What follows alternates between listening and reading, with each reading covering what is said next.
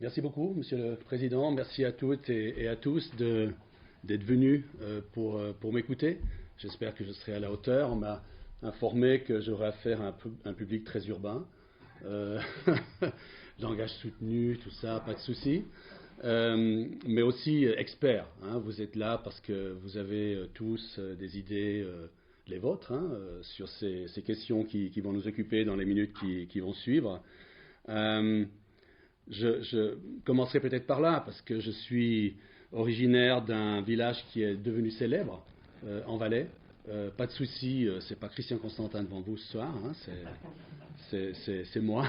Mais je viens d'un village qui est devenu célèbre. Pourquoi? Parce qu'il a été mis dans le classement des villages suisses par la Handelszeitung comme l'avant-dernier des villages suisses, le pire, pratiquement. Après mon village de Chamoisan, il n'y a plus que le Val de Travers. Alors, j'ai parlé avec le président de ma commune, qui m'a dit qu'ils étaient dans la contre-attaque, ils préparaient un dossier. Alors, ils ont découvert que finalement, il y avait peu de choses à faire, parce que quand on sait que Ram, près de Zug, est en tête, on s'est rendu compte qu'il fallait pratiquement pas d'impôts et un lac. Même avec le brouillard, ça aide aussi. Et c'est pas nécessaire d'avoir du vin pour être parmi les plus belles communes de Suisse. Alors voilà, je viens de la pire des communes de Suisse et je regrette une chose, c'est qu'on ne soit pas la dernière, parce qu'on aurait été un peu plus célèbre que d'être l'avant-dernière. Voilà, on va parler ce soir de choses qui peut-être, je ne sais pas, je ne pense pas choquer, j'espère pas en tout cas, mais va peut-être un peu bousculer les idées que vous êtes fait de toutes ces questions. La Suisse, la géopolitique, quelle place pour la Suisse. D'ailleurs, j'ai dit à votre président qu'elle s'appelle déjà Nouvelle Société Helvétique, sinon on pourrait l'appeler Nouvelle Société Helvétique, parce que je pense qu'après avoir étudié l'histoire de cette société, j'ai l'impression que si elle n'existait pas, il faudrait l'inventer aujourd'hui. Parce que nous nous retrouvons de nouveau à un virage, à ces virages de l'histoire auxquels les pays sont conviés. Et il faut faire, à mon avis, l'impossible pour que le virage soit bien pris, pour qu'on soit prêt à reconnaître quels sont les défis auxquels on devra trouver des réponses. Et pour être tout à fait franc et honnête avec vous, je n'ai pas l'impression ce soir qu'on soit prêt d'une manière ou d'une autre à prendre ces virages. J'ai au contraire l'impression que vous savez, on parle de Trump avait inventé la formule, la vérité alternative. Et je me suis rendu compte aujourd'hui que ceux qui pensent un petit peu en dehors des sentiers battus, de ce qu'on lit dans la presse, de ce qu'on entend à la radio, de ce que nos dirigeants politiques aussi disent, on a inventé un néologisme, enfin c'est pas tout à fait un néologisme, mais on les appelle les néo-réalistes. C'est intéressant. Il y a 2 ans, on me traitait de poutiniste, de russophile à l'extrême, on me demandait si je recevais des roubles de la ferme de trolls de Saint-Pétersbourg, tout simplement parce que je refusais d'accepter ce que je lisais et entendais, et j'essayais de chercher derrière quelle était la vraie réalité et à poser certaines questions. On accepte moins aujourd'hui le débat, et je pense que la nouvelle société helvétique, et d'autres aussi, c'est précisément leur rôle de susciter le débat, d'ouvrir au fond toutes les portes et les fenêtres pour qu'on puisse sans crainte entendre toutes les opinions.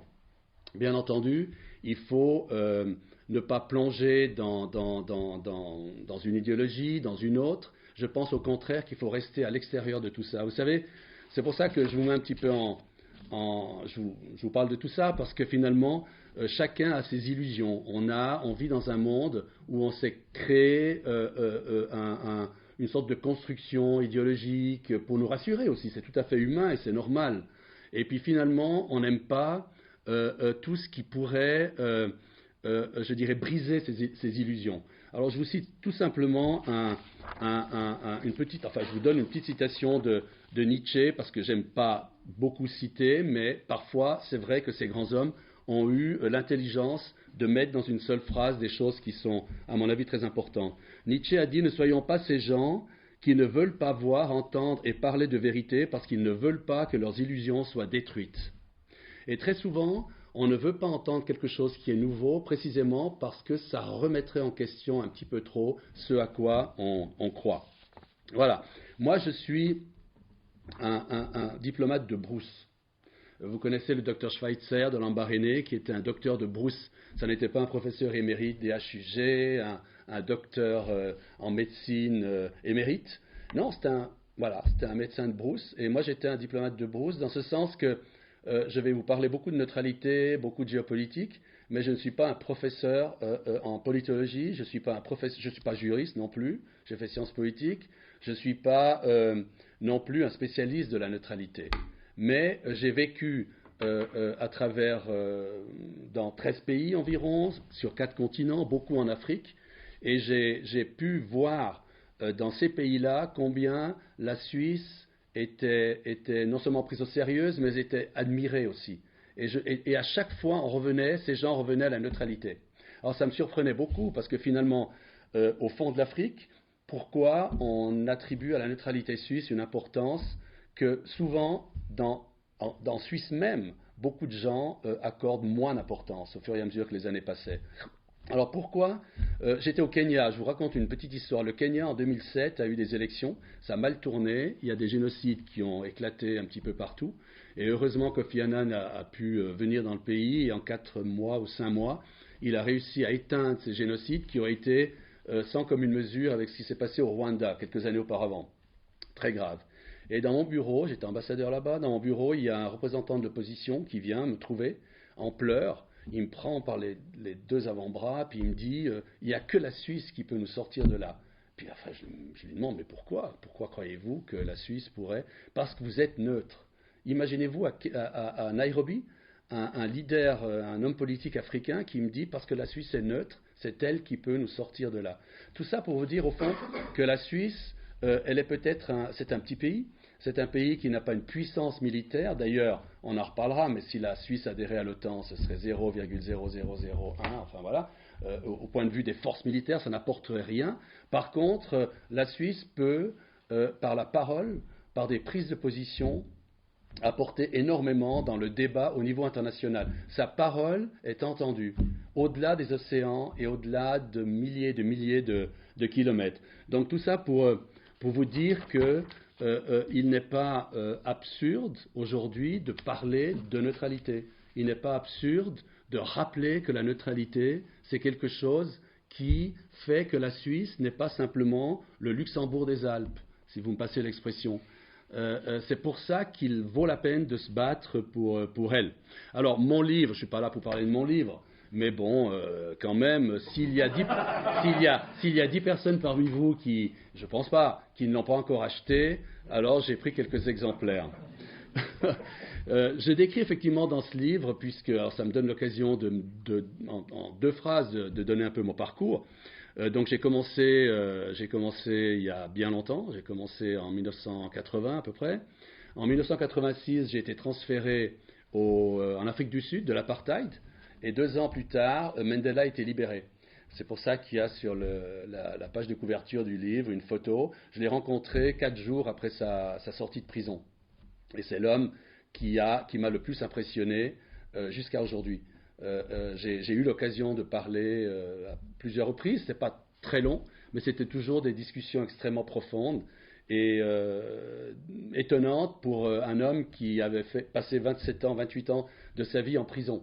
Et il était au courant de tout ce qui se passait dans le monde, il avait une sérénité, il avait une paix dans la voix, dans ce qu'il disait, tout à fait extraordinaire. D'ailleurs, il a prouvé qu'il était un grand homme, pas tellement parce qu'il a été élu président de l'Afrique du Sud après l'apartheid, mais parce qu'il a su se retirer 2 ou 3 ans plus tard. Et ça, les hommes politiques et les femmes politiques, c'est pas vraiment la chose la plus partagée qui soit dans nos pays non plus. Je ne veux pas prétendre que je détiens la vérité immanente. Vous verrez que très souvent je lance des thèses, je lance comme ça des affirmations. C'est un petit peu pour vous permettre de les tester. Peut-être que vous les rejetez, vous n'êtes pas d'accord avec ces affirmations-là. Mais si on a la possibilité, on l'aura, de parler, de poser des questions et de discuter, je pense que ça pourrait être fort intéressant. Moi, je commence, quand on parle de ces sujets, de la Russie, de la guerre en Ukraine, de la guerre au Moyen-Orient, de la Suisse, de la géopolitique, j'ai remarqué que, peut-être vous vous souvenez, quand on allait aux États-Unis autrefois, on devait signer un formulaire sur lequel on s'engageait à différentes choses, notamment à ne pas porter atteinte à la vie du président des États-Unis, à ne pas tuer le président des États-Unis. Ça nous fait toujours sourire, je crois que ça a disparu. Alors maintenant, ce qu'il faut faire quand on parle de ces questions de géopolitique internationale, il faut dire qu'on condamne la guerre en Ukraine, ce que je fais. Je trouve que la décision de Poutine de la commencer était la décision la plus stupide qu'il ait pu prendre dans sa carrière, mais c'est comme ça. Et puis, je dois aussi certifier que je ne travaille pas pour les services de communication de la Russie. Voilà, c'est fait. Et vous savez, c'est ce qu'on demande aux sportifs et aux artistes russes de faire. Ils doivent signer pour pouvoir se produire dans nos stades et dans nos salles de spectacle, signer un formulaire un peu comme ça. C'est ce qu'on leur demande. C'est bien entendu ce qu'on a demandé à tous les artistes et sportifs américains à chaque fois que les États-Unis ont conduit une guerre dans le monde, bien entendu.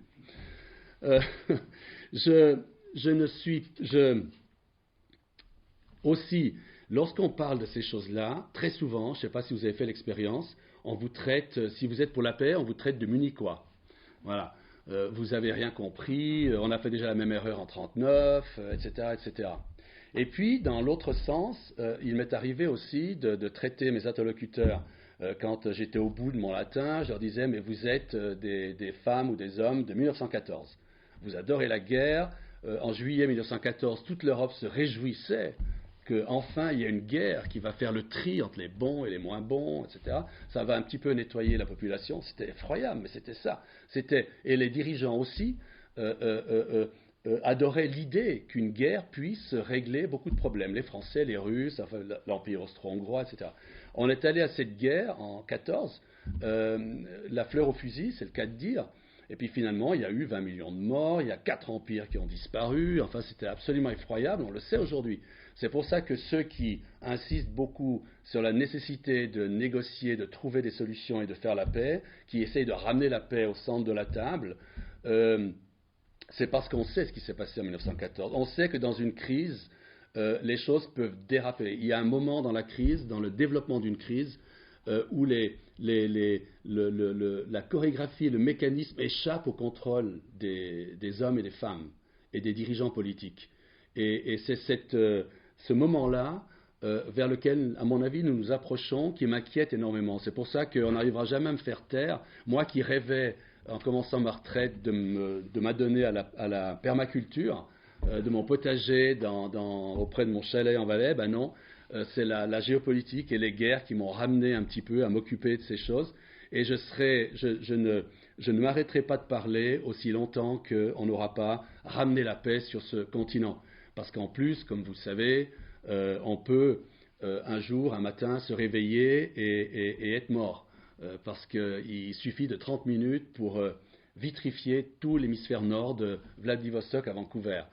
Ça peut se passer en une nuit sans qu'on s'en rende compte, d'autant plus que de plus en plus des systèmes de sécurité, des systèmes de riposte sont gérés par l'intelligence artificielle et de moins en moins par des êtres humains qui, autrefois dans l'histoire, ont pu parfois arrêter la tragédie finale.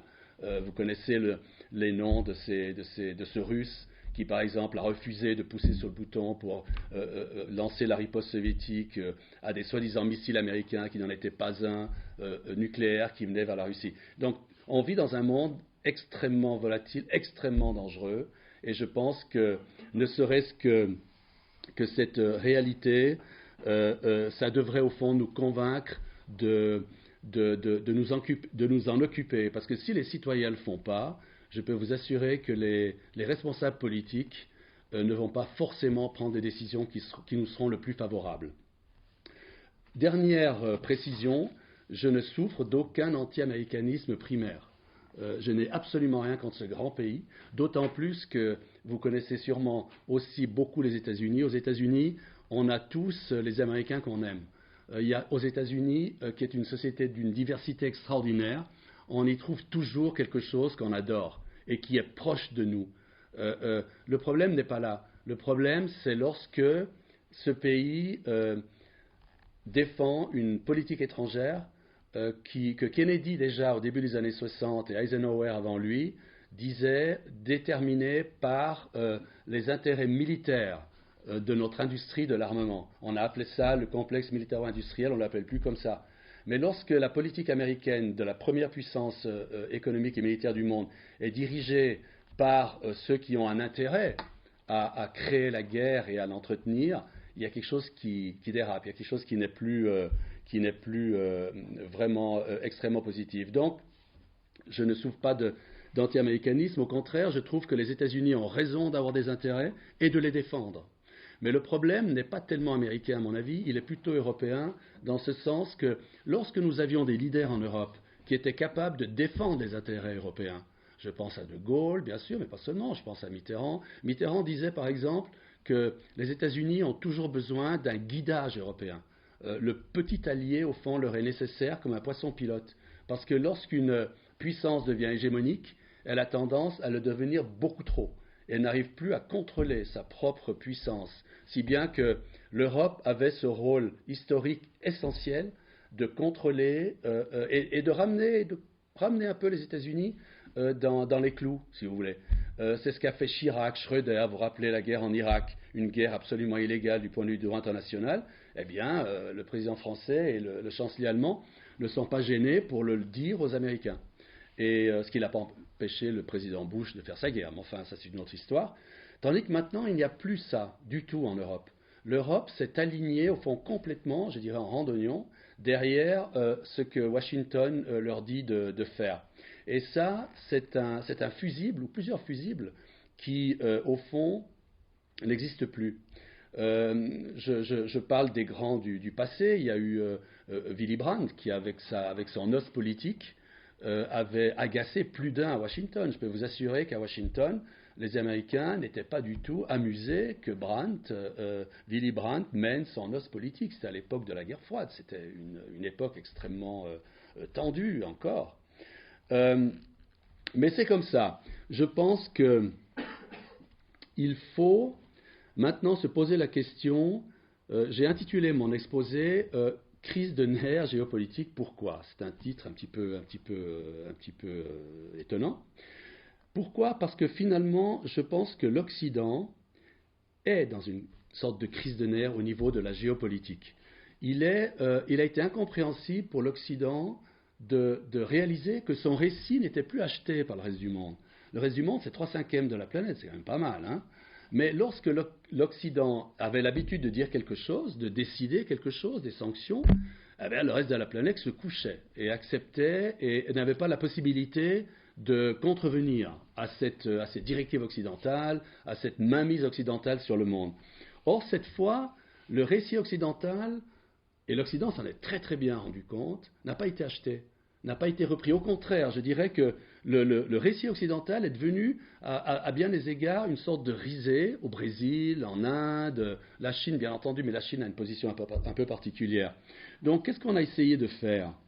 On a essayé de dire au monde, écoutez, suivez-nous, parce qu'il y a une guerre non provoquée, on a répété toujours les mêmes phrases, une guerre non provoquée, à force d'être répétée, peut-être qu'après tout, elle est non provoquée. Mais les Brésiliens nous disaient, les Indiens aussi nous disaient, mais au fond, est-ce qu'elle a été vraiment pas provoquée? Enfin, etc. Vous connaissez le débat. Donc finalement, on a aussi pris des sanctions sans précédent. Bruno Le Maire, qui pourra peut-être expliquer à ses étudiants à Lausanne pourquoi ça n'a pas marché, mais enfin les sanctions n'ont pas marché. On a des sanctions sans précédent qui devaient mettre à genoux l'économie russe, et la Russie aussi par la même occasion. Or, tout ça n'a pas marché. La nécessité de vaincre la Russie, aussi les Brésiliens et les Indiens nous disent, mais pourquoi la nécessité de vaincre la Russie? Parce qu'elle ne vous accepte pas comme puissance hégémonique sur la planète, mais on est dans un monde multipolaire, etc. Maintenant, on est dans une situation de guerre en Europe, le retour de la guerre en Europe. C'est une situation qui n'a pas surpris les dirigeants américains. Contrairement aux Européens qui ont parlé d'une Zeitenwende, vous vous rappelez le grand discours de Scholz à Berlin. Scholz, il faut savoir, c'était un étudiant pacifiste quand il était à l'université. Il était comme moi, 68 ans, mais je ne suis pas devenu chancelier allemand. Donc voilà.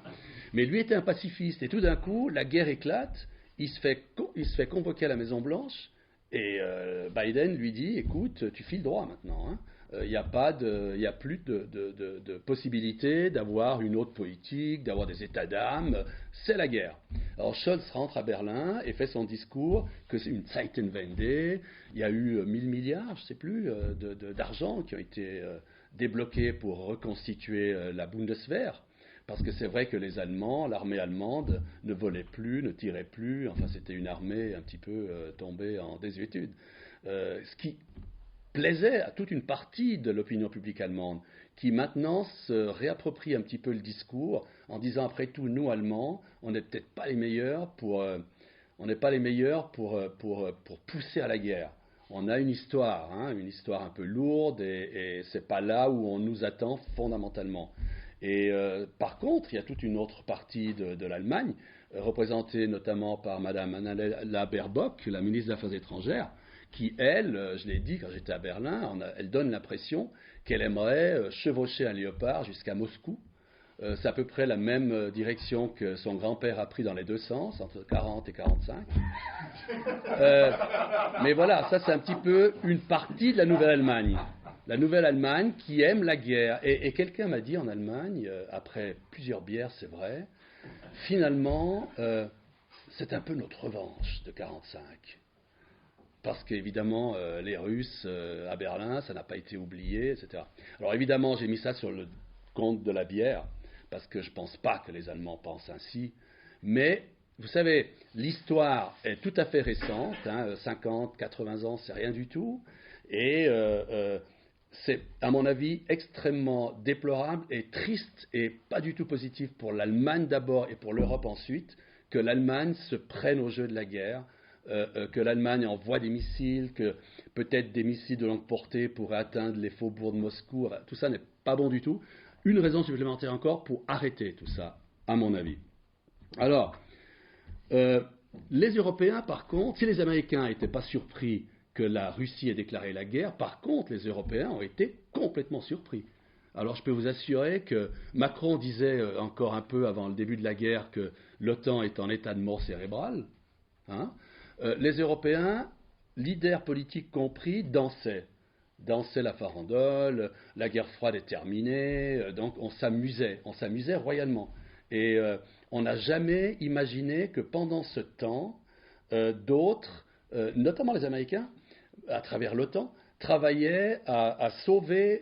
Moi, j'étais à l'époque encore aux affaires et je dirigeais des séminaires sur la paix universelle et éternelle qui était revenue sur le continent européen. Vous vous rappelez les années, enfin vous, il y a beaucoup de jeunes qui étaient même pas nés, les années 90, 1990, au début, on pensait réellement et sincèrement que nous allions commencer 1000 ans de paix sur le continent. On était sûr. Parce qu'il y avait une telle... Moi, je me souviens, on avait des séminaires dans l'Oberland bernois, à Zermatt. Il y avait des représentants de l'OTAN, des représentants américains, des représentants de tous les grands pays de l'OTAN, de l'organisation même de l'OTAN qui étaient là. On fêtait le soir, c'était une grande fraternité. Des think tanks de Moscou, des représentants du ministère des Affaires étrangères aussi de Moscou. Et il y avait quand même une dame qui était au State Department, qui revenait de Moscou, qui était chargée des questions de sécurité.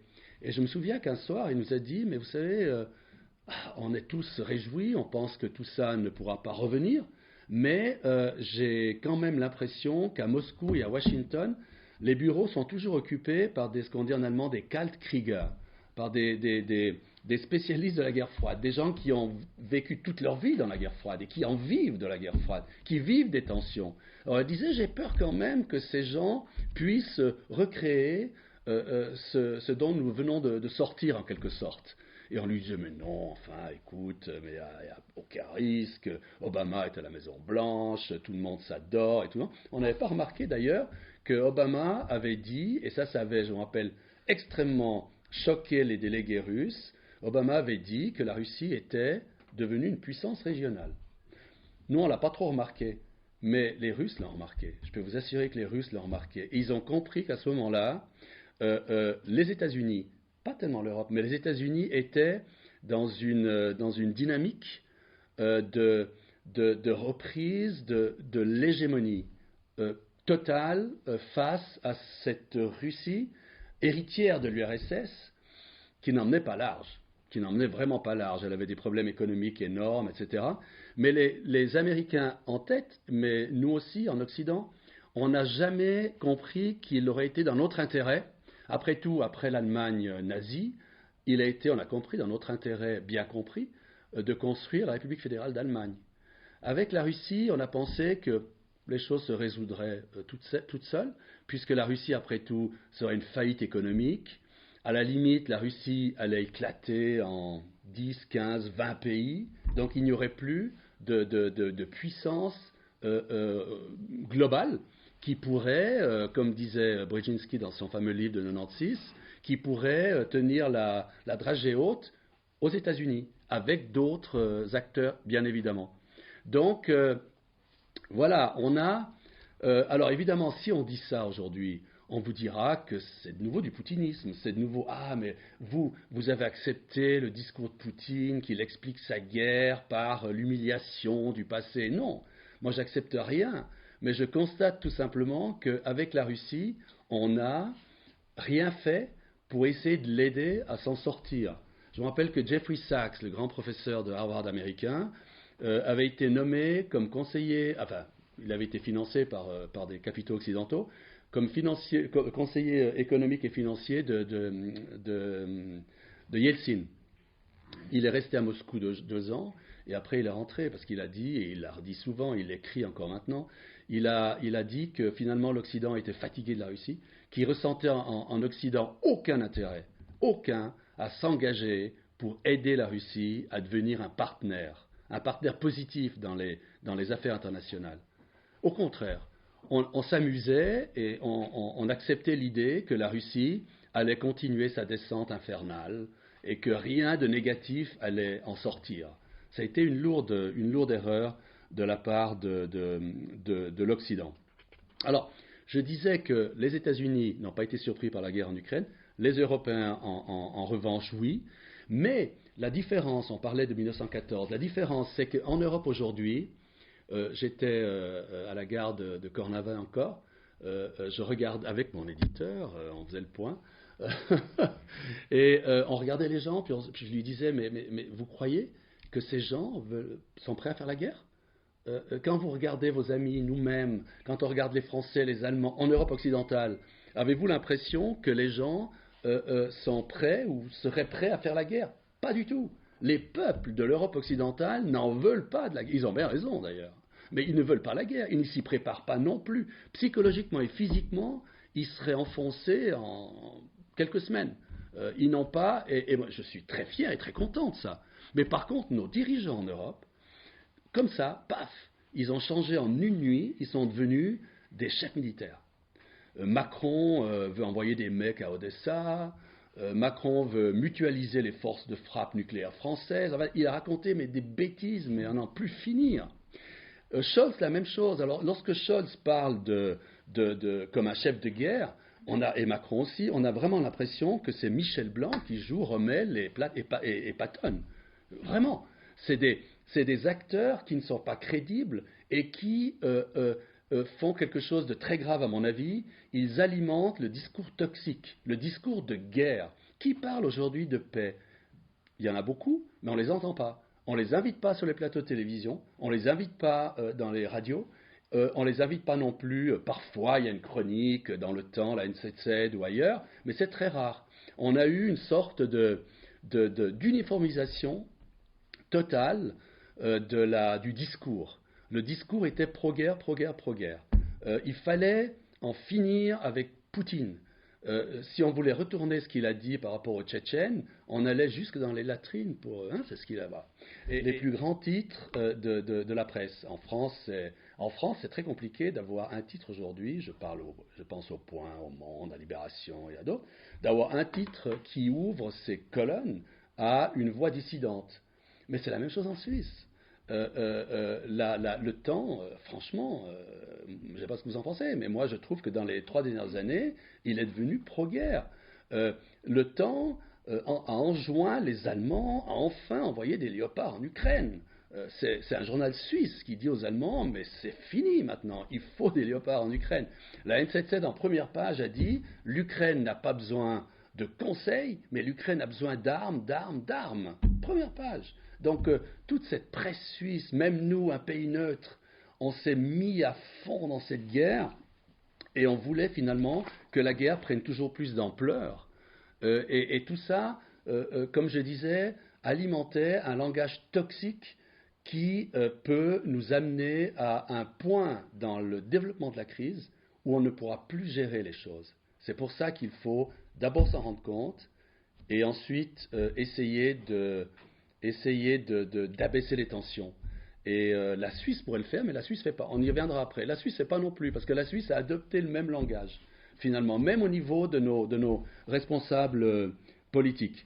Alors, évidemment, dès que la guerre a commencé, il y a eu des réactions de panique. Vous vous rappelez, au début du Covid, tous ces gens qui sortaient des supermarchés avec des tonnes de papier hygiénique, etc. Voilà. Alors, nous, on fait la même chose, mais pour les budgets, pas les armes, mais les budgets militaires.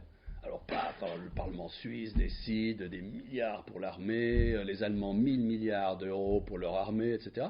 Personne ne sait exactement ce qu'ils vont faire, mais voilà, on ouvre les robinets et on pense que la chose est en partie réglée. Et ce n'est pas du tout le cas. On sait très bien qu'il faut des visions, il faut une vision claire, il faut réfléchir à ce qu'on a besoin. Et puis ensuite, on peut dépenser, c'est sûr. Je pense d'ailleurs, lorsque je disais que les Européens n'étaient pas prêts à la guerre, je ne veux pas dire qu'ils devraient être prêts et la faire. Je veux dire qu'il faut simplement avoir une armée qui, et ce n'est pas ici que j'aurais des difficultés à vous convaincre, mais qui soit capable de jouer son rôle. On ne peut pas avoir une armée que sur le papier. Donc il y a quelque chose à payer, il faut dépenser des budgets pour cette armée, mais dans nos systèmes démocratiques, on va d'un extrême à l'autre. Alors quand tout va bien, on ne fait plus rien, et quand tout va mal, alors on dépense, on ouvre des robinets, etc., alors qu'on n'a pas une vision claire du tout de ce dont on aurait besoin. Alors voilà, tout ça fait que ça explique ce que je ressens moi comme une sorte de crise de nerfs. Il n'y a pas de logique, il y a une folie généralisée qui s'est emparée des esprits. Et vous connaissez Emmanuel Todd, il a son franc-parler, mais c'est lui qui a dit, et je pense qu'il a raison, il pense que les dirigeants occidentaux, quelque part, sont devenus fous et qu'ils sont sortis de la réalité. Ils ne se rendent plus vraiment compte, parce que finalement, ces dirigeants aujourd'hui proviennent de ce que j'appelle la classe apolitique. Lorsque j'étais étudiant, on était surpolitisé, hyper politisé. On n'allait plus au cours, on faisait la révolution, à Lausanne. J'étais pas à Genève, j'étais à Lausanne. Mais on rentrait tôt le matin et on rencontrait les ouvriers qui allaient au travail, alors que nous, on avait préparé un avenir radieux pour ces ouvriers et on allait se coucher la journée pour se reposer pendant qu'eux allaient travailler. Non, tout ça pour vous dire qu'on était hyper politisés, alors que ceux qui nous ont suivis ne l'étaient plus du tout. Il y a eu quelque part un désintérêt pour la politique. Ils se sont recentrés sur eux-mêmes, sur leur carrière, etc. Tout ça, c'est bel et bon, hein, je peux comprendre. Alors finalement, les leaders politiques d'aujourd'hui, c'est un petit peu ces gens-là. C'est des gens qui ont été dans les partis politiques pour se faire élire, mais qui ont surtout fait de la communication, qui ont appris la communication, le marketing. C'est pas qu'ils ont un projet politique à nous vendre, mais c'est que, voilà, ils sont sur la scène, ils s'aiment bien, ils aiment bien qu'on aime bien, et puis ils sont élus, ils s'applaudissent, etc. Mais voilà, et Macron est, à mon avis, parfaitement l'exemple du leader populiste, parce que finalement, il a anéanti le paysage politique français, parce que d'ailleurs, on va s'en rendre compte quand il va partir. Il n'y a plus de droite, il n'y a plus de gauche, on ne sait plus très bien ce qu'il y a. Les macronistes, quand il sera parti, il n'y a plus de macronistes. Donc voilà, c'est une sorte de désert politique. Mais c'est très très caractéristique de notre époque, où on n'a plus des leaders qui représentent, qui portent un projet et qui essayent avec le peuple ensuite de le réaliser. C'est un petit peu pour ça, c'est un petit peu le prix qu'on paye. Alors, je vois que le temps passe très vite. Je peux y aller? Bah oui, parce que... Moi, j'ai un collègue politologue un ami, il est plus qu'un collègue, c'est un ami, qui est en train de faire un traité sur la bêtise dans les relations internationales. Parce qu'il estime, et je crois qu'il n'a pas tort, il m'a envoyé quelques pépites, il estime qu'il y a eu un processus d'abêtissement général au niveau global, mais pas la bêtise. Moi, je viens du Valais, vous savez, les crétins des Alpes.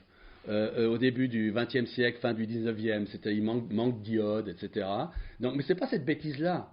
C'est une bêtise, c'est la bêtise des multidiplômés. Et c'est la plus dévastatrice, c'est la plus dangereuse.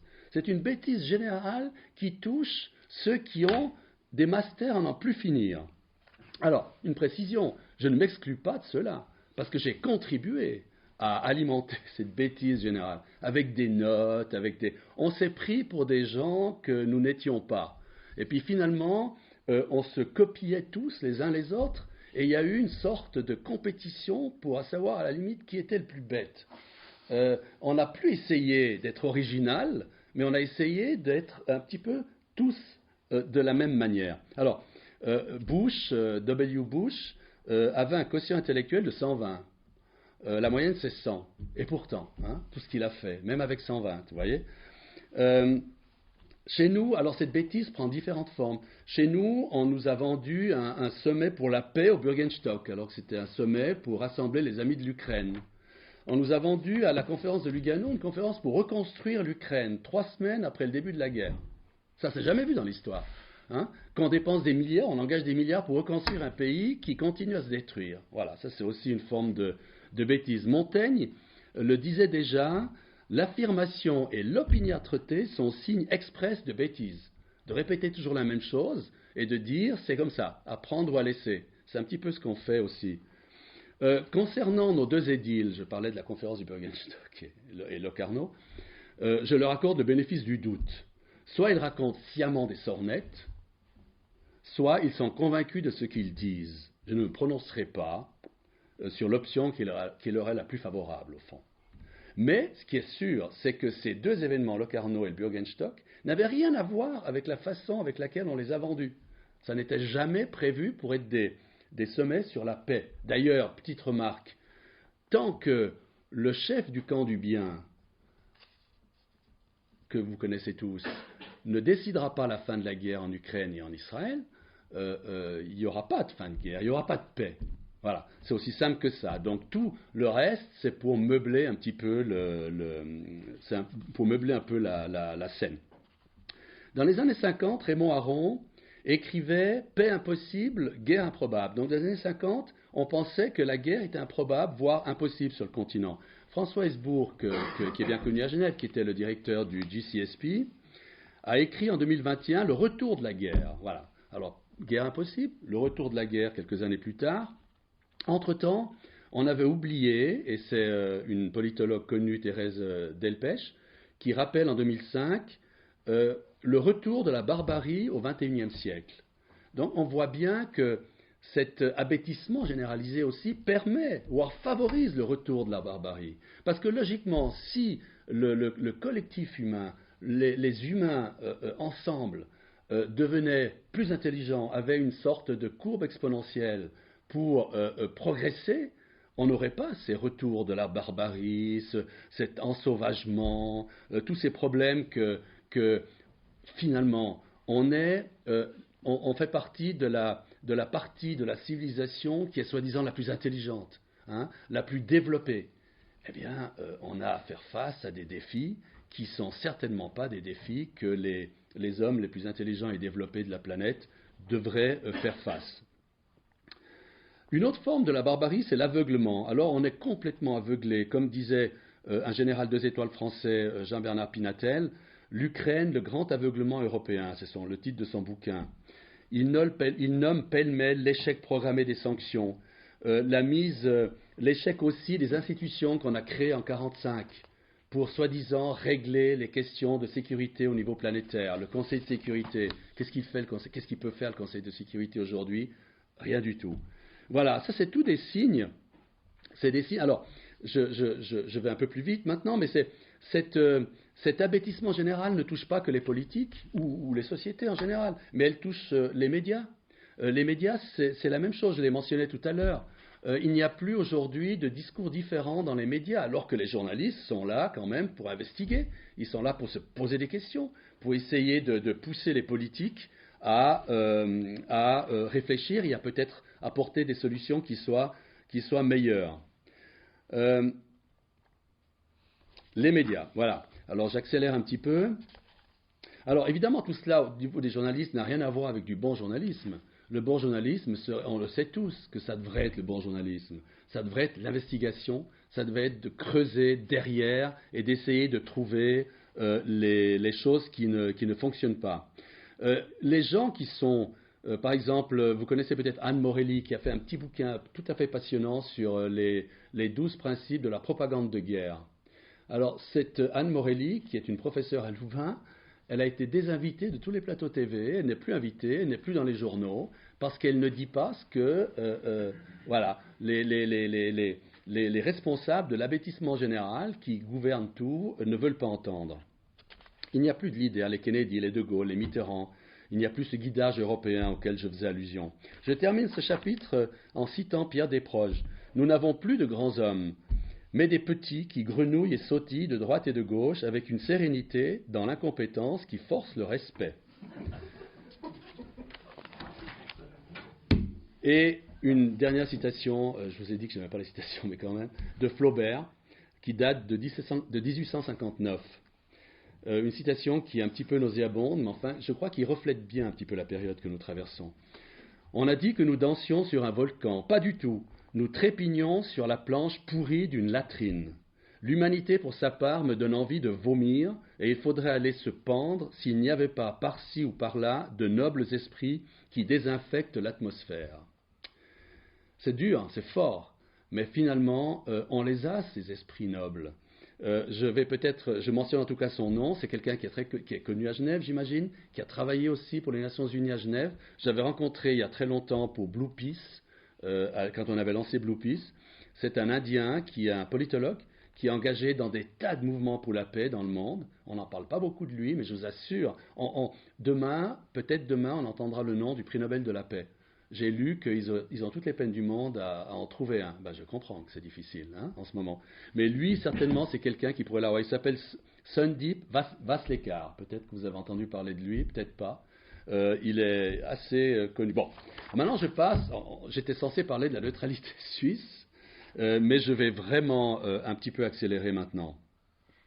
Alors, pourquoi on parle de neutralité suisse par rapport à la guerre en Ukraine ? La neutralité n'a-t-elle pas été inventée pour les périodes de guerre? Oui. Et la guerre en Ukraine provoquerait, pour certains, la fin de la neutralité. La neutralité deviendrait obsolète. Elle n'aurait plus son sens. Alors que, retenez 3 chiffres, 80, 30 et 40. 80, c'est le temps qui nous sépare de la fin de la Deuxième Guerre mondiale, jusqu'à maintenant.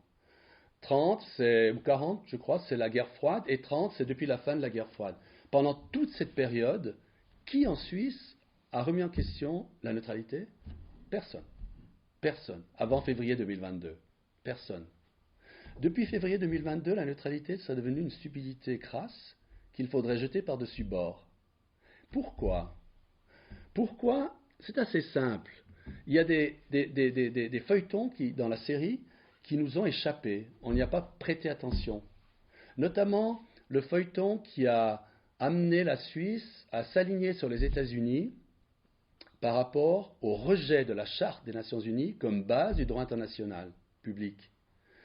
Les États-Unis ont proposé, vous savez, cet ordre basé sur des valeurs, ou cet ordre, en fait, on l'appelle, comment l'appelle-t-on en anglais, parce qu'on utilise plutôt l'anglais, les rules, order of rules, rule-based order. Rule-based order, voilà, c'est exactement ça. Alors, ils n'ont pas mis américain, mais c'est ça. En fait, c'est les règles américaines qui remplaceraient la Charte des Nations Unies. Alors, jusque-là, c'est OK. Le problème commence lorsque, après la guerre en Ukraine, toute l'Europe s'est alignée sur ses positions. Donc, pour toute l'Europe, il n'y avait plus de Charte des Nations Unies, mais il y avait ces règles américaines. Et ces règles américaines ont pourquoi été proposés par les États-Unis? Parce que la Charte des Nations Unies leur a déclaré la guerre illégale. Donc toutes les guerres étaient illégales du point de vue du droit international. Mais comme les États-Unis ont passé que quelques années depuis leur création jusqu'à maintenant sans guerre, ils avaient un vrai problème. Donc il fallait légitimer les anciennes et les prochaines guerres. Alors c'est ces fameuses rule-based order qui permettent aux États-Unis de dire quand et où et pourquoi ils déclenchent une guerre. Et le problème, c'est lorsque l'Europe accepte cette manière de voir les choses. Et la Suisse, encore pire, et la Suisse a admis ça. Rappelez-vous, M. Cassis a proposé au Conseil fédéral, avant la guerre en Ukraine, un papier qui disait il est temps de revoir la neutralité. Il faut une neutralité coopérative. Qu'est-ce que ça veut dire, une neutralité coopérative? Comment on ne peut pas être enceinte 6 mois enfin la moitié du temps, et puis après, voilà, et après à la fin je suis très concerné par ça, parce que ma fille va accoucher d'un moment à l'autre. Et puis finalement, à la fin, de nouveau enceinte. Non, la neutralité coopérative n'a pas de sens. Et le Conseil fédéral l'a renvoyé à ses études, avant la guerre en Ukraine. Mais après, la guerre en Ukraine a précipité les choses. La Suisse, après 4 jours, elle a décidé des sanctions. Et depuis lors, elle a 2000 sanctions. Elle a pris tous les paquets de sanctions. On est le 2e pays au monde qui a le plus de sanctions contre la Russie. Voilà. Les exportations d'armes, c'est une question de temps. Les manœuvres avec l'OTAN, on les fait chaque semaine ou chaque mois. Les avions, les troupes, on veut faire des cours de répétition maintenant dans les pays de l'OTAN, etc. Donc tout ça a accéléré considérablement les choses, et la guerre occupant tous les écrans, finalement, on ne s'en est pas rendu compte, mais nous réfléchissons et nous réagissons aussi maintenant en fonction de ces rule-based orders et plus de la Charte des Nations Unies. Alors, la neutralité, dans ce contexte, n'a plus de raison d'être. Parce que ces rule-based orders, ça signifie que le monde est divisé en deux. Il y a l'empire du bien et l'empire du mal. L'empire du bien, c'est toujours les États-Unis. Et l'Occident, parce qu'ils sont sympas, ils nous mettent avec l'Occident. Mais enfin, les États-Unis. Alors l'empire du bien fait face à l'empire du mal. Et ce n'est pas le bien et le mal juste comme ça, comme les Français et les Allemands en 1870, 78, ou c'est encore pire qu'Hitler, je veux dire. Parce que la guerre avec l'Allemagne nazie, c'était tout à fait particulier dans l'histoire de l'humanité. C'était une chose absolument incroyable, inimaginable. Mais maintenant, c'est encore pire. C'est véritablement le mal absolu, luciférien, qui remonterait des enfers. Et c'est le bien qui descend du ciel, et qui, heureusement, grâce aux États-Unis, existe toujours encore. Alors, dans ce contexte-là, il n'y a plus de place pour la neutralité. Vous voyez ? Et c'est pour ça que, très logiquement, j'ai des anciens collègues, des anciens généraux, des anciens des renseignements, qui ont lancé un manifeste Neutralité 21. Mais ce Neutralité 21, c'est officiellement pour adapter la neutralité au temps moderne, à la nouvelle donne. Alors moi, en général, je le dis méchamment, hein, j'avoue, mais on est entre nous, je dis que dans notre histoire, on nous a déjà raconté la même chose, la nécessité de nous adapter à l'ordre nouveau. Et ça nous rappelle de très très mauvais souvenirs. J'aime pas ça. J'aime pas quand on nous demande de nous adapter. Restons ce qu'on est, réfléchissons. Mais ces gens-là veulent, à terme, et je sais, pour certains d'entre eux, c'est tout à fait évident, ils veulent non seulement sauter la neutralité, mais ils veulent une adhésion à l'OTAN. Ils veulent carrément finir avec une Suisse qui renoncerait à son héritage, qui renoncerait à une grande partie de son ADN. On deviendrait un peu un organisme génétiquement modifié, un OGM géopolitique. On modifierait notre patrimoine génétique pour permettre d'adhérer à l'OTAN. Alors, comme j'ai dit, militairement, on n'apporterait rien, zéro, mais par contre, on ferait perdre à la planète, et aussi à l'Occident, j'en suis convaincu, on ferait perdre énormément de choses positives, d'éléments positifs, parce que finalement, on est le seul pays en Occident qui a la capacité, la vocation aussi à se lever et à dire certaines choses que d'autres pays ne disent pas. Alors évidemment, ces choses-là, vous allez me dire, on ne les dit plus. On ne les dit plus. Est-ce que vous avez entendu souvent qu'on ait parlé du droit humanitaire dans la crise du Moyen-Orient? Jamais. Au contraire, on a entendu de la bouche de notre ministre des Affaires étrangères que Netanyahou était parfaitement justifié à mettre le droit humanitaire entre parenthèses lorsqu'il s'agit d'autodéfense. Alors ça c'est grave, lorsqu'on est dépositaire des conventions de Genève, c'est hyper grave. Non, tout ça pour vous dire qu'on est sur une pente extrêmement glissante et qu'on descend à très grande allure, parce que lorsqu'on descend, on descend toujours plus vite que lorsqu'on monte. Et ces choses-là sont d'une gravité tout à fait extrême. On nous a convaincus, comme j'ai dit, qu'il fallait changer d'époque. On nous met dans la tête des logiciels qui n'ont rien à faire avec nos propres intérêts, mais c'est très compliqué, il faut le savoir, à résister. Le courant qui nous emporte vers cette nouvelle époque, vers l'OTAN, vers tout ça, est très, très, très violent et très puissant. Et il faudra... Alors je résume vraiment, je ne vous dis pas ce que c'est la neutralité de 1815, parce que là vous savez parfaitement. Par contre, celle d'après 2022, il n'en reste plus grand-chose, comme je vous l'ai esquissé. Finalement, on a les sanctions, on aura bientôt l'exportation militaire, on n'a plus de politique de neutralité parce qu'on n'ose plus. Alors on parle de paix, mais on le parle dans le déni et le mensonge, parce que le Bürgerstock, comme je vous ai dit, ce n'était pas du tout la paix. On ne parle pas de la vraie paix. D'ailleurs, comment pourrait-on parler de la vraie paix lorsque le président Biden, dans son premier discours sur l'état de l'Union après le début de la guerre en Ukraine, avec un grand sourire, s'est félicité que la Suisse n'était plus neutre. Quelques mois plus tard, la Russie nous a dit la même chose.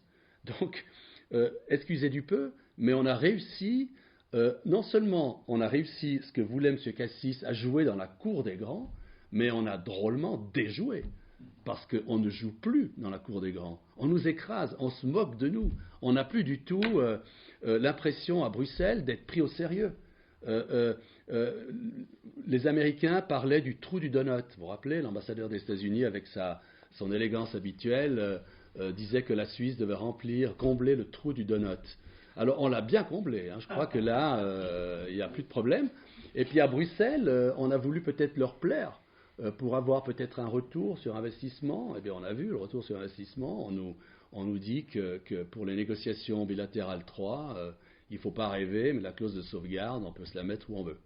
Non, certainement que la Suisse n'a rien à gagner en poursuivant sur cette voie. Alors, quid de la suite?